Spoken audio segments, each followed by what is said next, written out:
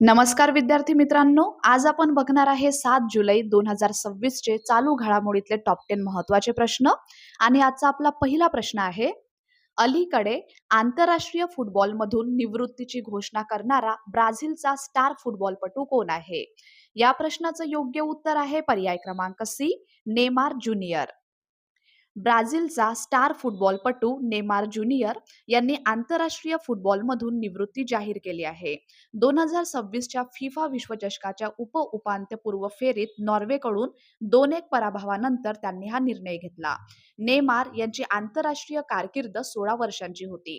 ते ब्राझीलच्या पुरुष फुटबॉल संघासाठी सर्वाधिक गोल करणारे खेळाडू आहेत. त्यांच्या आंतरराष्ट्रीय कारकिर्दीतील शेवटचा सामना मेटलाईफ स्टेडियम येथे खेळला गेला.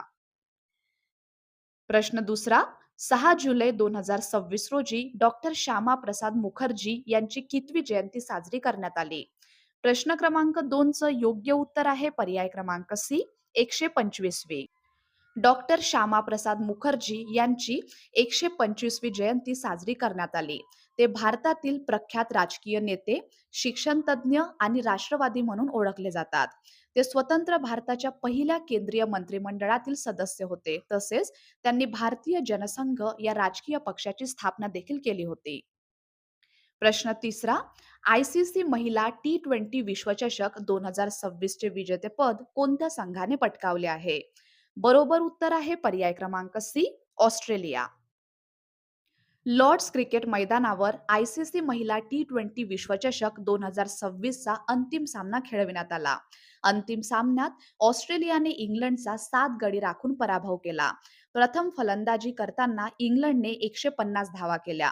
ऑस्ट्रेलियाने हे लक्ष्य 17.1 षटकात पूर्ण केले. बेथ मुनी यांनी नाबाद 64 धावा तर फोबी लिचफील्ड यांनी 48 धावांची महत्त्वपूर्ण खेळी केली. या विजयासह ऑस्ट्रेलियाने महिला T20 विश्वचषकाचे विक्रमी 7वे विजेतेपद पटकावले.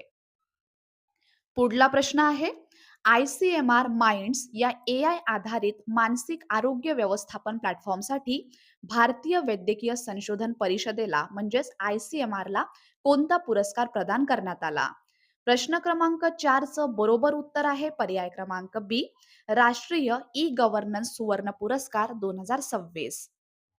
भारतीय वैद्यकीय संशोधन परिषदेला राष्ट्रीय ई गव्हर्नन्स पुरस्कार 2026 मध्ये सुवर्ण पुरस्कार प्रदान करण्यात आला. हा पुरस्कार innovation through the use of AI and other new age technologies to deliver citizen centric services या श्रेणीत मिळाला. ICMR माइंड्स या कृत्रिम बुद्धिमत्ता आधारित मानसिक आरोग्य व्यवस्थापन प्लॅटफॉर्मसाठी हा पुरस्कार देण्यात आला. या प्लॅटफॉर्मचा उद्देश देशभरातील नागरिकांसाठी मानसिक आरोग्य सेवा अधिक सुलभ आणि प्रभावी करणे असा आहे. प्रश्न 5वा आहे, मिशन कायाकल्प ही योजना कोणत्या राज्यातील सरकारी शाळांच्या पायाभूत सुविधांच्या आधुनिकीकरणाशी संबंधित आहे? बरोबर उत्तर आहे पर्याय क्रमांक सी, दिल्ली.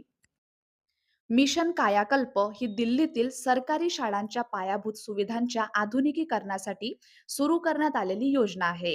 या योजनेचा उद्देश विद्यार्थ्यांसाठी सुरक्षित, स्वच्छ आणि प्रेरणादायी शिक्षण वातावरण निर्माण करणे असा आहे. प्रश्न 6वा, 2025-26 मध्ये सर्वाधिक नवीन GI टॅग कोणत्या राज्याला मिळाले आहे? प्रश्न क्रमांक 6चं बरोबर उत्तर आहे पर्याय क्रमांक सी, मध्य प्रदेश. आर्थिक वर्ष 2025-26 मध्ये भारतात 125 नवीन GI जिओग्राफिकल इंडिकेशन टॅग नोंदणीकृत झाले. यानंतर देशातील एकूण GI नोंदणीकृत उत्पादनांची संख्या 822 वर पोहोचली. मध्य प्रदेश सर्वाधिक 26 GI टॅगसह प्रथम क्रमांकावर राहिला. पश्चिम बंगाल 24 GI टॅगसह दुसऱ्या क्रमांकावर राहिला, तर हिमाचल प्रदेश 13 GI टॅगसह तिसऱ्या क्रमांकावर राहिला. पूर्व भारतातील पश्चिम बंगाल आणि झारखंड यांनी पारंपरिक हस्तकला, कृषी उत्पादने आणि स्थानिक ज्ञानाचे संरक्षण करण्यामध्ये उल्लेखनीय प्रगती केली आहे. प्रश्न 7वा, ग्लोबल पासपोर्ट इंडेक्स GPI 2026 मध्ये भारताचा कितवा क्रमांक आहे? बरोबर उत्तर आहे पर्याय क्रमांक सी, 125वा.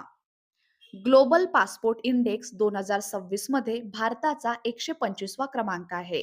हा निर्देशांक ग्लोबल सिटीजन सोल्युशन्स या संस्थेने प्रकाशित केला. भारताच्या पासपोर्टला 45.1 गुण मिळाले असून हा मागील 5 वर्षातील सर्वोच्च गुणांक आहे. ग्लोबल पासपोर्ट इंडेक्समध्ये प्रथम स्थानावर राहिला स्वीडन, द्वितीय स्थानावर आहे स्वित्झर्लंड आणि तृतीय स्थान प्राप्त झाले आहे फिनलँडला. प्रश्न 8वा.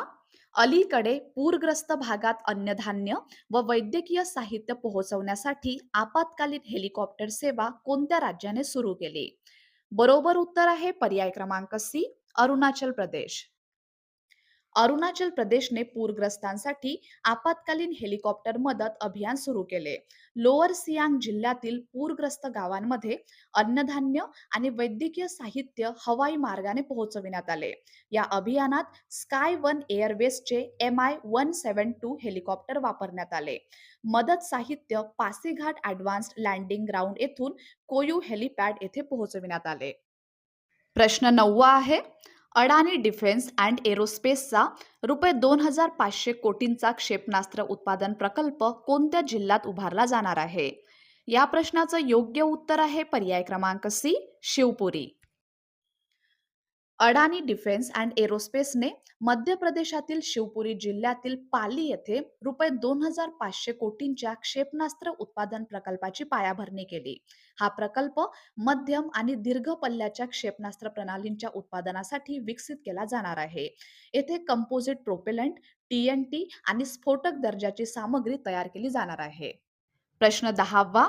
अलीकडे चीनने दक्षिण पॅसिफिक महासागरात कोणत्या प्रकारच्या क्षेपणास्त्राची चाचणी पार पाडली? बरोबर उत्तर आहे पर्याय क्रमांक बी, पाणबुडीवरून प्रक्षेपित बॅलिस्टिक क्षेपणास्त्र. चीनने दक्षिण पॅसिफिक महासागरात पाणबुडीवरून प्रक्षेपित बॅलिस्टिक क्षेपणास्त्राची चाचणी केली. ही चाचणी अणुऊर्जेवर चालणाऱ्या पाणबुडीवरून करण्यात आली.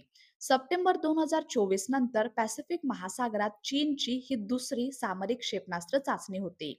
1982 नंतर अणुऊर्जेवर चालणाऱ्या पाणबुडीवरून करण्यात आलेली चीनची ही पहिली गॅस क्षेपणास्त्र चाचणी मानली जाते. तर विद्यार्थी मित्रांनो, हे होते आपल्याचे टॉप 10 महत्त्वाचे प्रश्न. धन्यवाद.